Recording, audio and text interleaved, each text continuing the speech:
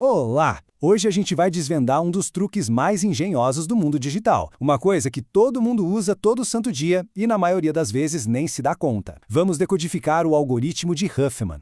Sabe quando a gente baixa um arquivo e ele vem todo compactado, ocupando bem menos espaço? Ou quando uma foto é enviada e pronto, chega quase na mesma hora? Pois é, a genialidade por trás disso é a compressão de dados, e a técnica de Huffman é um dos segredos mais brilhantes dessa história.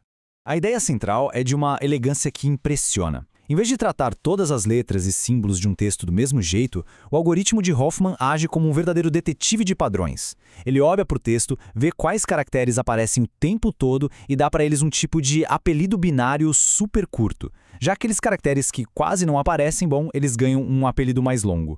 O resultado disso, uma economia de espaço absurda. Ok, vamos começar essa jornada então. Para entender de verdade a solução, a gente precisa primeiro deixar bem claro qual é o problema que estamos tentando resolver com a compressão de dados. No fundo, é isso aqui. É sobre reescrever a mesma informação de um jeito muito mais esperto e eficiente. Pensa como se fosse criar uma abreviatura para uma frase bem longa que se usa o tempo todo. O objetivo é dizer exatamente a mesma coisa, só que usando menos letras, ou no nosso caso, menos bits. E aqui a gente chega no verdadeiro momento eureka da codificação de Huffman. É nesse ponto que a estratégia de encontrar padrões entra em jogo para valer, criando um código secreto que é perfeitamente otimizado para o nosso texto específico. Agora, o interessante desse slide é que ele mostra a matéria-prima do algoritmo. A gente pega um texto simples, que veio direto dos arquivos de teste do código-fonte, e conta as letras. Repara só, a letra A aparece 3 vezes, enquanto M, R e I aparecem só uma vezinha. É exatamente essa diferença, essa desigualdade estatística que o algoritmo de Huffman explora. E isso nos leva à grande virada de chave. No sistema padrão, cada caractere ocupa um espaço fixo, tipo 8 bits. Mas com Huffman, a letra A, que é super comum no nosso exemplo, pode ser representada por um código bem curtinho, como 10-1. Já a letra M, que é rara, recebe um código mais longo. Essa troca inteligente de dar mais espaço para quem aparece pouco para economizar um monte com quem aparece sempre, essa é a alma da compressão. Certo? Mas como é que o algoritmo cria esses códigos diferentes sem que tudo vire uma bagunça? Como ele garante que 1001 não seja, por exemplo, o comecinho de um outro código maior? A resposta está numa estrutura de dados que é, ao mesmo tempo, elegante e muito poderosa. A árvore de Huffman. Vamos ver como ela é montada. O processo é super metódico, quase vivo, sabe? Primeiro, contamos tudo. Depois, cada caractere vira um pequeno bloco de construção. Daí para frente, o algoritmo começa a juntar os dois blocos mais leves, os de menor frequência, de novo e de novo. É como se estivesse montando um quebra-cabeça de baixo para cima, até que tudo se conecta numa única estrutura perfeita, a árvore. E olha, isso não é só teoria não. Essa linha de código aqui, tirada direto do arquivo huffmanroad.prg, é o comando exato que dá o pontapé inicial em tudo. É o programa dizendo, ei, pega esse texto de entrada, o ctext, e roda aquele processo engenhoso de quebra-cabeça para construir a árvore de Huffman otimizada para ele.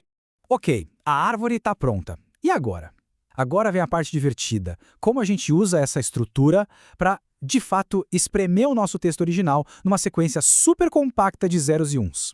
A regra é genial de tão simples. Começando lá do topo da árvore, da raiz, para cada galho que a gente pega para a esquerda para chegar numa letra, a gente anota um zero. Para cada galho para a direita, anotam um. O caminho completo da raiz até a folha da letra se torna um novo código binário dela. Simples, rápido e, o melhor, por causa da estrutura da árvore, não tem a menor chance de dar confusão. E aqui está o pulo do gato. Esses códigos de zeros e uns não são guardados como se fossem texto.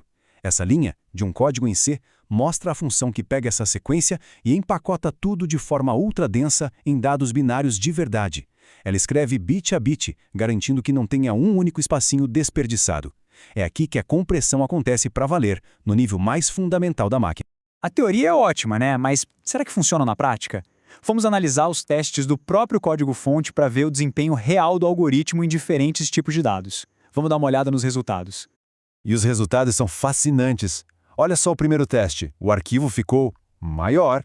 Pois é, isso acontece porque, para textos muito curtos e sem repetição, o custo de guardar o mapa da árvore de Huffman acaba sendo maior que a economia. Mas olha só os outros casos. Um arquivo de código-fonte foi reduzido em mais de 58% e um de dados de emoji caiu pela metade.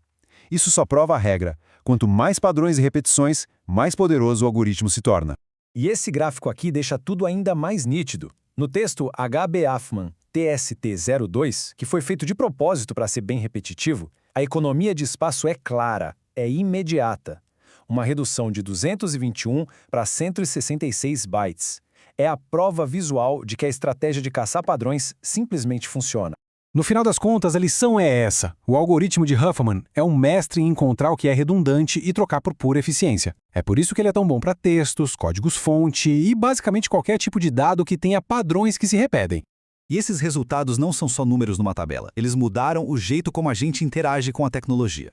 Por que isso importa? Porque essa ideia, lá de 1952, não é só uma curiosidade histórica. Ela é parte da espinha dorsal de como a gente guarda e envia informação hoje. Dos arquivos zip que baixamos, passando pelas imagens JPEG que vemos e as músicas MP3 que ouvimos, os princípios de Huffman estão ali, trabalhando em silêncio para fazer nosso mundo digital ser mais rápido e eficiente.